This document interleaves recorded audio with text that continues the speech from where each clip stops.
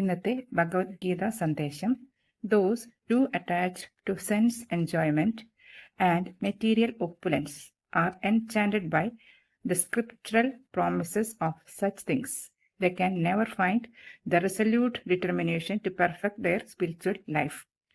എന്ന് വെച്ചാൽ ഇന്ദ്രിയ സുഖങ്ങളുടെയും ഭൗതികമായ വസ്തുക്കളുടെയും പിന്നാലെ സുഖമന്വേഷിച്ചു പോകുന്നവർക്ക് അത്രയും സുഖം മാത്രമാണ് ലഭിക്കുന്നത്. അത് വളരെ സൂപ്പർഫിഷ്യലാണ്. ഒട്ടും അഗാധമായ അല്ലെങ്കിൽ നീണ്ടു നിൽക്കുന്ന ഒരു സമാധാനം, സന്തോഷം എന്നിവ നിങ്ങളുടെ ജീവിതത്തിൽ കൊണ്ടുവരാൻ ഇവയ്ക്ക് കഴിയില്ല. ഇതിൻ്റെ പിന്നാലെ പോവുകയാണെങ്കിൽ ആത്മീയ പാതയിൽ നമുക്ക് ആത്മീയ ജീവിതം പിന്തുടരാനുള്ള മനഃശക്തി നമുക്ക് ഉണ്ടായിരിക്കുകയില്ല. ഭൗതികമായതെല്ലാം അതുപോലെ ഇന്ദ്രിയ സുഖങ്ങളെല്ലാം ക്ഷണികമാണെന്ന് മനസ്സിലാക്കി ശാശ്വതമായ പരമസത്യത്തിൽ മനസ്സ് ഉറപ്പിച്ചു നിൽക്കുക.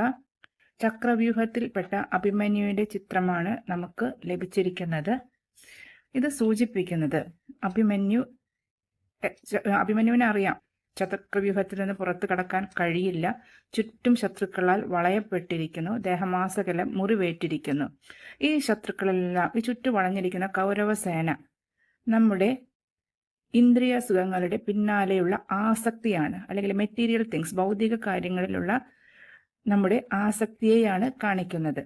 അതിനെ ചെറുത്ത് നിൽക്കാൻ ഡിറ്റർമിനേഷൻ ആവശ്യമാണ്. അവസാന നിമിഷം വരെ പൊരുതി നിൽക്കണം എന്നുള്ളൊരു സന്ദേശമാണ് ഈ കാർഡിലൂടെ നമുക്ക് ഭഗവാൻ തരുന്നത്.